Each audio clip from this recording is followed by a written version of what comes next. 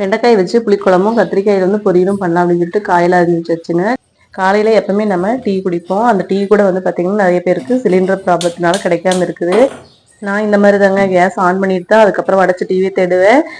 ஆனால் இப்போ இருக்கிற கால சூழ்நிலைக்கு பார்த்தீங்கன்னா கேஸ் தீர்ந்துருச்சுன்னா நம்ம என்ன பண்ணுறதுனே தெரியாது. முதல்ல பார்த்தீங்கன்னா நான் சின்ன பிள்ளையா இருக்கும்போது மண்ணெண்ணெய் ஸ்டவ் வந்து யூஸ் பண்ணுவோம்.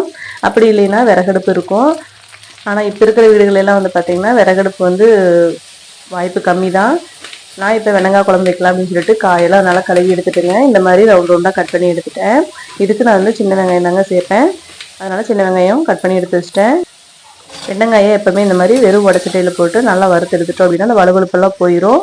கத்திரிக்காய் வறுவலுக்கு பார்த்திங்கன்னா வடச்சட்டியில் எண்ணெய் ஊற்றி காயை அப்படியே உள்ளே போட்டு நல்லா எண்ணெயிலே வதக்கி எடுத்துட்டு உப்பு மிளகாத்தூள் சேர்த்து இறக்கிடலாம். இது பார்த்திங்கன்னா தாளிப்பு வடகம் அப்படின்னு சொல்லிட்டு கடையில் விற்றுட்டு இருந்தாங்க. சரி வாங்கிட்டு வந்து புளிக்குழம்புக்கு யூஸ் பண்ணலாம்னு சொல்லிட்டு எண்ணெயில் கொஞ்சமாக போட்டேங்க. மனம் பார்த்திங்கன்னா சூப்பராக இருந்துச்சு. இருந்தாலும் நான் வந்து கொஞ்சம் கடுகும் வெந்தயம் வந்து வெண்டைக்காய் குழம்புக்கு சேர்த்துட்டேன். அந்த தாளிப்பு வடகத்துலேயே வெங்காயம் பூண்டு எல்லாமே நல்லா மணமாக இருந்தது.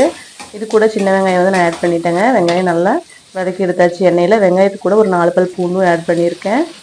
அதுக்கப்புறம் நம்ம கட் பண்ணி வச்சுருக்க வெங்காயம் வந்து உள்ளே ஆட் பண்ணிட்டேங்க. வெங்காயம் வந்து பார்த்திங்கன்னா எண்ணெயிலே நல்லா அந்த பச்சை கலர் போகிற அளவுக்கு நல்லா வதக்கி எடுத்துக்கலாம். இது கூட கருவேப்பிலையும் உப்பு வந்து ஆட் பண்ணியிருக்கேன். வெங்காயம் நல்லா கலர் சேஞ்ச் ஆகிற அளவுக்கு எண்ணெயில் வதக்கி எடுத்துக்கலாங்க. வதக்கின பிறகு நான் ஒரு 3 தக்காளி இந்த மாதிரி பிழிஞ்சு உள்ளே சேர்த்துக்கிறேன். இது கூட ஒரு எலுமிச்சம்பழம் அளவு புளி வந்து ஊற வச்சுருக்கேங்க தண்ணியில். வீட்டில் இருக்க சிலிண்டரை இப்போதைக்கு ரொம்ப சிக்கனமாக யூஸ் பண்ணிக்கிறேங்க. அதுக்குள்ளே கத்திரிக்காய் வறுவல் வந்து ரெடி ஆகிடுச்சுங்க. இது வேறு பாத்திரத்துக்கு நான் மாற்றிட்டேன்.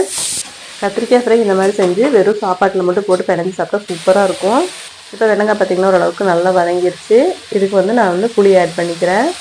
இப்போ புளி தண்ணியிலேயே வந்து ஒரு 10 நிமிஷம் நல்லா கொதிச்ச பிறகு நம்ம மசாலா பொடி வந்து ஆட் பண்ணிக்கலாம். மசாலா பொடி பார்த்திங்கன்னா குழம்பு மிளகாய் தூள் ஒரு 2 ஸ்பூன் சேர்த்துருக்கேங்க. இது கூட மல்லித்தூளும் மஞ்சத்தூளும் கொஞ்சமாக ஆட் பண்ணியிருக்கேன். இது கூட ஒரு 1/2 டம்ளர் தண்ணி மட்டும் ஊற்றி நல்லா குழம்பு வந்து கொதிக்க விட்டுறலாம். இந்த வடகம் பார்த்திங்கன்னா கப்ஸ் மாதிரி இருந்தது, நம்ம கடையில் வாங்கி சாப்பிட்றது. கூட கடிச்சிக்கிறதுக்கு அதுவும் ரெடி பண்ணியாச்சுங்க. இது கூட லைட்டாக மிளகாத்தூள் மட்டும் சேர்த்தா போதும், கப்ஸ் மாதிரியே ஆயிரும்.